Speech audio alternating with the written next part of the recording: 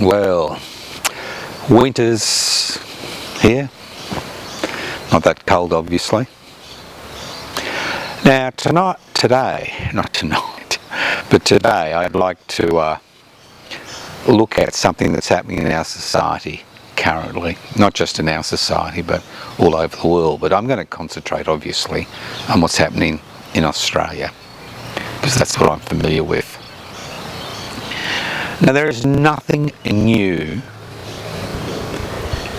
about using a divide and conquer strategy to neutralise opposition to inequality. Now, just to reiterate, just like to remind people that we've moved from a period of neo-liberalism to neo-fascism, and this transformation to an early form of neo-fascism is directly related to the consequences of governments in this country of all political colours supporting neoliberal reform to such an extent that what we've seen in Australia and the rest of the world is an increasing gap between those who exercise power and those who have wealth and the rest of the population. Historically, the struggles of the 17th, 18th and 19th century saw power diluted, saw power beginning to be redistributed. And this occurred not because of the largesse of those sections of society that benefit from the way that society was structured, a hereditary ruling class and an emerging capitalist class. It occurred, of course, a struggle that people were involved in, reform movements, revolutionary movements, which forced the state to change its direction from just looking after the interests of those who exercise power to looking after the interests of every person within that sovereign nation realm. So what we've seen in the last 50 years is structural adjustments which have made parliamentary democracy nothing more than a rubber stamp to create a society where wealth and power is concentrated in fewer and fewer and fewer hands. So the consequences, the end consequences of the neoliberal revolution, which was about removing government from the ability to legislate to protect the community, removing any government intervention. So things like deregulation, globalisation, trying to find the cheapest form of labour somewhere in the world, and corporatisation, the death of small business in their inability to compete against the growing power of corporations, and privatisation, the giving away at bargain basement prices, at fire sale prices to the private sector of profitable institutions which had been set up through taxpayers' funds to provide access to essential resources to each and every person in the country. So obviously, when a situation occurs when people begin to understand they have been sold a very sick little puppy, neoliberalism, and resistance begins to accelerate in the community, whether that's through direct action or parliamentary action. Those who have acquired that wealth and exercise that power find themselves in a situation where they need to divide the community in order to maintain control. It's very simple. It's nothing new. You divide the community on the basis of race, religion, language, where you come from. So we've seen this situation arise, where we've seen the rise of political parties, not just divided nation, but the rise of policies, even in established parties, which are all about dividing the nation. And they're all about dividing the nation for one very good reason: to ensure those who exercise power and hold wealth continue to maintain their wealth and authority and their ability to determine the parliamentary agenda. So what we see is the rise of political forces in this country which are based on three elements. THREE elements. One, hyper-nationalism, where you need to define the other. And although the other suffers the same economic exploitation as somebody of a different colour or religion or race, the other becomes the problem. And to resolve the growing inequalities that occur in this country, what happens is political forces, draw people's attention to the fact that somebody is different. Not to the fact that we are all exploited in the same way. Whether you're a small business owner or a wage earner or somebody on social security benefit, ultimately the increasing divisions which are occurring in this country based on what are essentially cosmetic differences reinforce the power of those who have benefited the most from the neoliberal revolution. So it's no wonder that the richest person in this country, Gina Rinehart, has put her backing financially behind the Pauline Hanson One Nation Party, a party which is created to divide Australians, not to create one nation, but to create a monoculture. A monoculture is about one species. If you look at its microbiological definition, multiculture is many species. But the issue isn't the fact that we have many cultures, and every colonial country, which is based on colonialism, where the First Nations people have been dispossessed violently, is based on a multicultural framework. Whether it's Canada or North America or South America or Australia, New Zealand.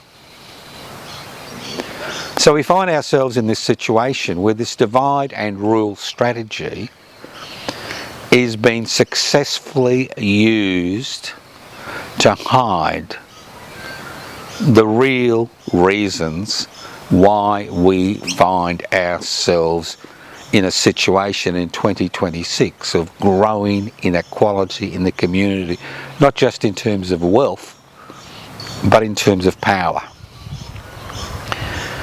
No other sovereign nation state on this planet highlights this more than Australia.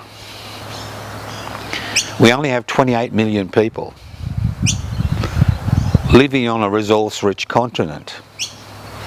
We have over 35,000 registered charities which in their own way are trying to fill the increasing gaps that we see in society.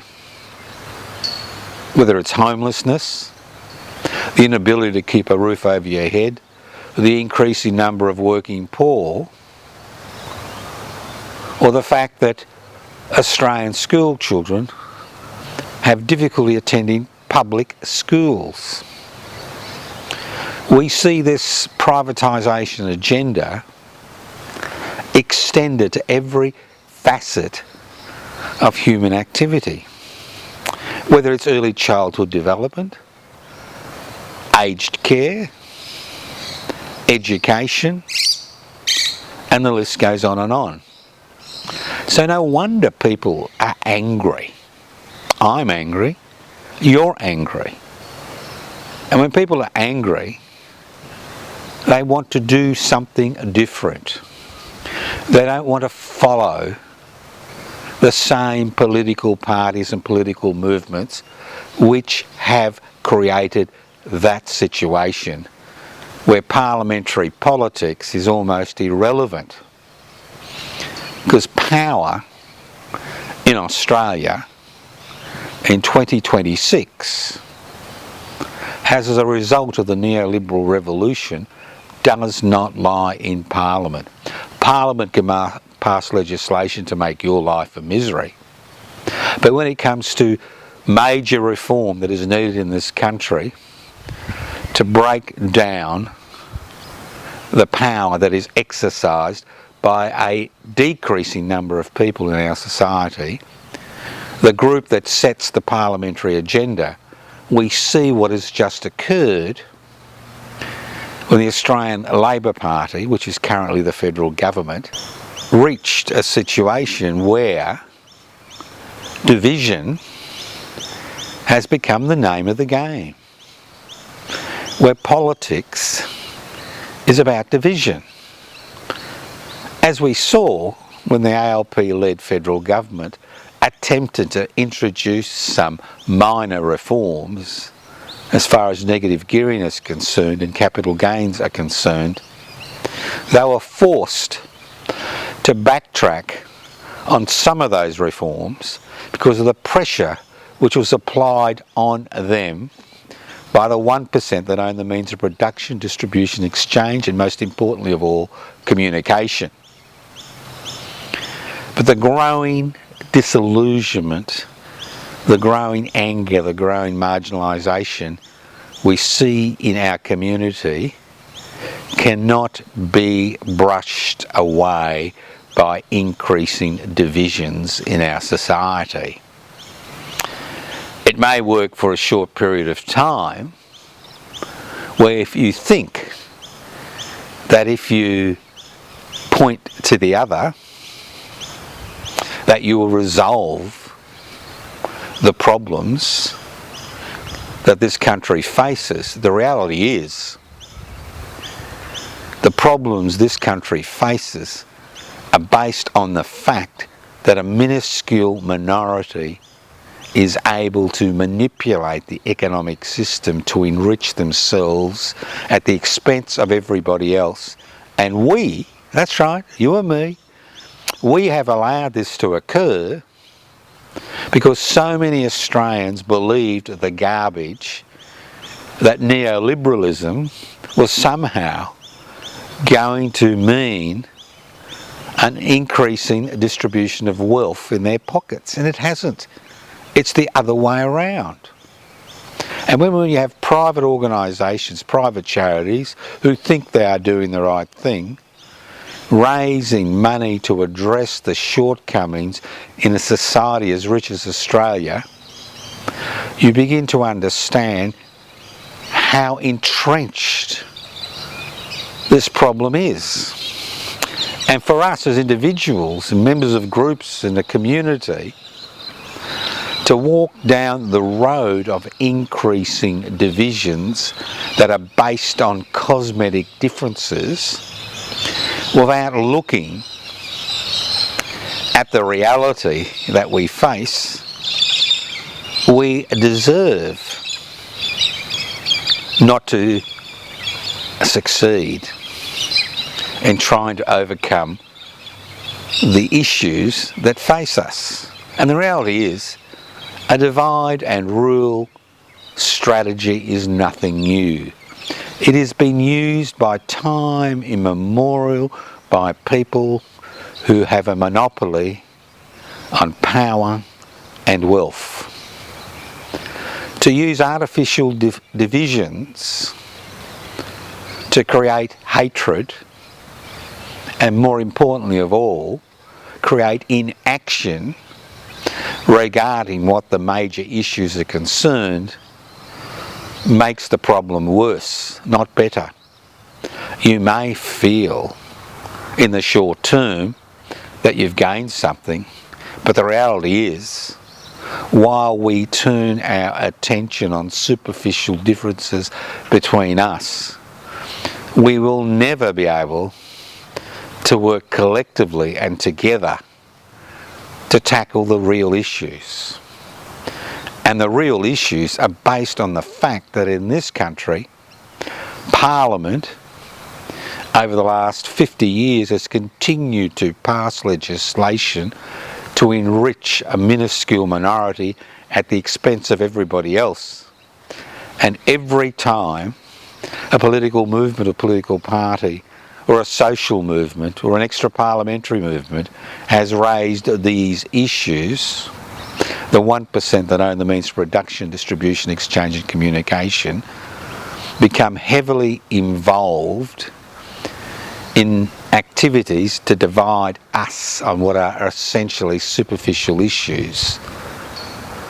That's why in 2026 we find ourselves in this ridiculous situation where we can't even look after the basic needs of a miserable 28 million people out of a world population of 8 billion living in one of the most resource-rich continents on this planet. Because we have allowed the private sector, a minuscule minority in the private sector, to dominate and exploit our natural resources and receive nothing, pathetic returns for allowing them to dominate that sphere of human activity. So don't be deluded into a false sense of security that if you stop migration, that if you expel people, that if you marginalise and criminalise elements in our society, that if you create a monoculture, that somehow your situation will improve. It won't. Individual and the community situation will only improve when we turn our attention to what are the real issues in this society.